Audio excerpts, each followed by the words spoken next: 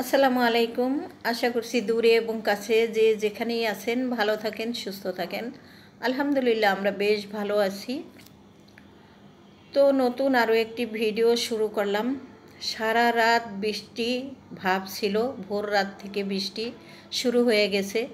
গতকালকেও কিন্তু বেশ বৃষ্টি ছিল প্রচণ্ড। তো আজকে সারা দিন মোটামুটি বৃষ্টি, মোটামুটি না প্রচণ্ড বৃষ্টি। আসলে গ্রামে থাকলে হয়তো বা সুন্দরভাবে আপনাদেরকে বুঝাতে পারতাম বা দেখতে পারতেন যে টিনের চালের যে ঢেউ থাকে সেখান দিয়ে কীভাবে বৃষ্টির পানিগুলো আসলে নেমে যায়। শহরে তো সেই রকমভাবে দেখানো সম্ভব না, কারণ হচ্ছে বিল্ডিংয়ের এক সাইডে একটা পাইপ থাকে, সেখান দিয়ে পানি আসলে চলে যায়। তো আপনাদের সাথে আমি শেয়ার করলাম বৃষ্টি, কিন্তু হয়তো বা অতটা বুঝতে পারতেছেন না, কিন্তু প্রচণ্ড বৃষ্টি।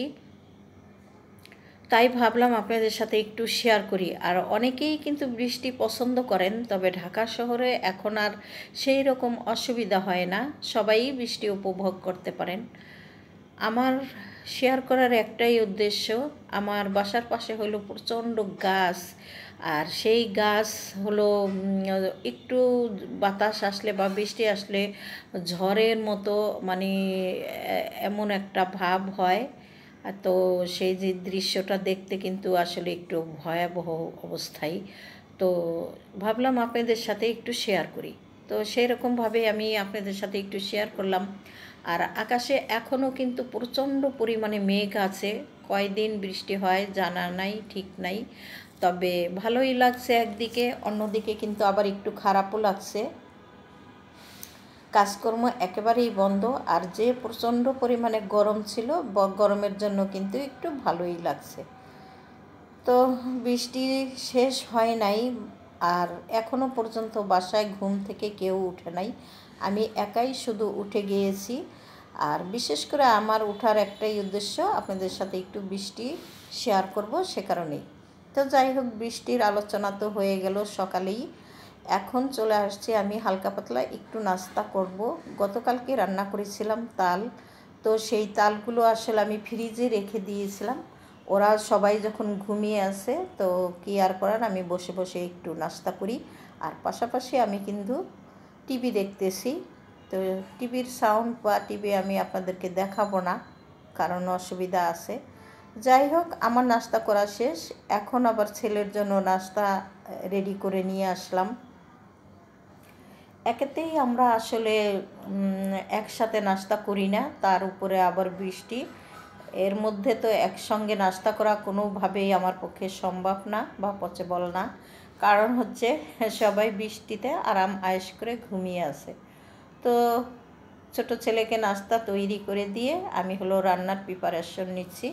এখানে বেশ কিছু মাংস ভিজিয়েছি, তবে এতগুলো মাংস আমি রান্না করব না, কারণ গরুর মাংস খাওয়া একেবারে ডাক্তারি নিষেধ আমাদের দুজনের। তো সেই কারণে আমি কিন্তু এখান থেকে অল্প কিছু মাংস নিয়ে রান্না করব। তারপরেও আমি কিন্তু আসলে বাধা মানি না, চুপেসারে খেয়েই ফেলি কম বেশি।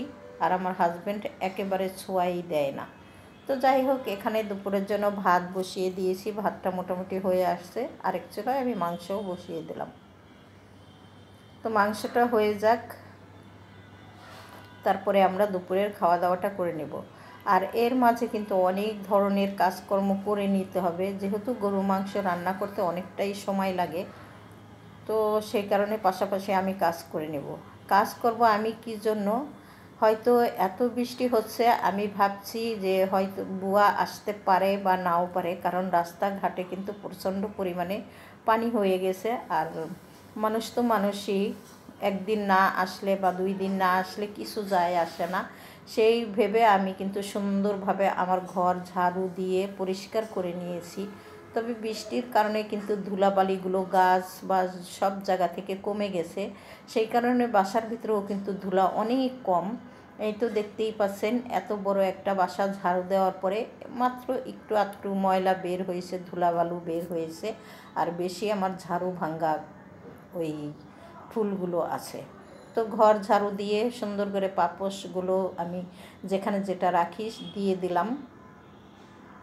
দিয়ে দেওয়ার পরেই কিন্তু আমার বুয়া বাসায় চলে আসলো। আর বুয়া এসে বলছে, আপা আপনি সব কাজ করে নিয়েছেন? আমি বললাম হ্যাঁ। তুমি এখন সামান্য একটু কাপড় আমি ভিজাইছিলাম না, তো উনি ভিজাইয়ে নিজে হাতে তারপরে আবার ধুয়ে বারান্দাতে দিয়ে গেছে। আর হালকা করে আমি বলছি যেহেতু এসেছো তো মুছে দিয়ে যাও। আর বুয়া হলো বাড়িতে এসে যাবে, সে কারণে ছুটি নিয়ে যাবে 6-7 দিন নাকি ওনার দেশে কাজ কি কোনো দরকার আছে। তাই ভাবলাম যে ঠিক আছে আজকের মতো ঘরটা একটু মুছেই দিয়ে যাও, যেহেতু কষ্ট করে এসেই পড়েছো, তা না হলে আর বলতাম না। যাই হোক, বুয়া কাজকর্ম করে দিয়ে চলে গেছে। আর এখানে হলো আমি দুপুরের জন্য খাবারটা রেডি করে নিচ্ছি। তো দেখতেই পাচ্ছেন যে একেবারে মানে ঝোল, মাংসের ঝোল রান্না করেছি। এইভাবে ঝোল, আলু দিয়ে ঝোল খেতে কিন্তু আমাদের কাছে ভালোই লাগে যদি হয় গরুর মাংস। যাই হোক, এখানে আমি কিন্তু মাংসটা উঠিয়ে নিলাম। আর মাংসের কালারটা দেখতেই পাচ্ছেন, কাছ থেকে না দেখালে হয়তো অতটা বুঝতে পারবেন না। মাংসের ঝোলটা কিন্তু পাতলা অথচ গাঢ়। যাই হোক, গরমে আমার গলাটা আসলে একেবারেই মানে ঠান্ডা লেগে খুসখুসা হয়ে গেছে, সে কারণে কথা বলতে একটু অসুবিধা হচ্ছিল। তো ছেলেকে দিয়ে দিলাম খাবার, আর আমিও নিয়ে নিব। বাসায় আর কেউ নাই, তারপরেও দুজনে এখন খাবারটা খেয়ে নিই, আর যে যখন আসে তারা তখনই খেয়ে নেবে। যাই হোক, খাওয়া দাওয়া শেষ করে ফেলেছি। এখানে ছেলেকে উঠিয়ে দিলাম একটু মাংস, তারপরে যতটুকু নেওয়ার নিয়ে নেবে, আর আমি সামান্য একটু নিয়ে খাবো। কারণ বর্তমানে আমার একটু অ্যালার্জির সমস্যা বেশি দেখা দিচ্ছে। কিছুই করার নেই, লোভ সামলাতে পারি না আমি আসলে গরুর মাংসের কথা শুনলে। একটা সময় ছিল আর কি, গরুর মাংস ছাড়া আমার চলতোই না। প্রত্যেক দিন আমি গরুর মাংস খেতে পারতাম বা খেতামও। এখন অনেকটাই কমিয়ে দিয়েছি। তো খাওয়া দাওয়া শেষ করে চলে আসলাম প্লেট বাটিগুলো একটু ধুয়ে নিতে। ধুইতে এসে দেখি যে একটা কথা মনে পড়ে গেল, যে বাটিগুলো আছে এই বাটিগুলো কিন্তু আগের। আর এই বাটিগুলো আসলে একটু মানে হেভি, মানে ভারী, সে কারণে কিন্তু নাড়াচাড়া করতে একটু অসুবিধেই হয়। আর বর্তমানে কিন্তু অনেক হালকা হালকা সিরামিকের প্লেট বাটি বের হয়েছে, সেগুলো নাড়াচাড়া করতে সুবিধা। তো দেখি সময় সুযোগ পেলে কিনে নিব। আর বিশেষ আমার কিছু কেনাও আছে। তো সেগুলো আমি আসলে সহজে ব্যবহার করতে চাই না।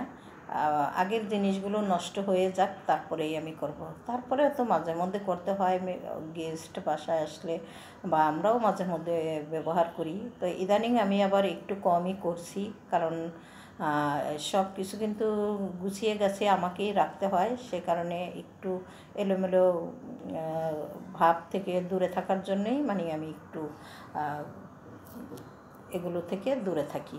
তো যাই হোক, আমি এক এক করে প্লেট বাটিগুলো ধুয়ে নেব, আর হলো আপনাদের কাছ থেকে বিদায় নিয়ে নেব। আজকে এই পর্যন্তই ভিডিও করেছি আর আপনাদের সাথে শেয়ার করলাম। কেমন লাগলো যদি ভালো কমেন্টস শেয়ার করে দিবেন, সেই সাথে সাবস্ক্রাইব করে আমার পাশে পেন আশা করছি। সবাই ভালো থাকেন, বিদায় নিয়ে নেব। আল্লাহ হাফেজ, আসসালামু আলাইকুম।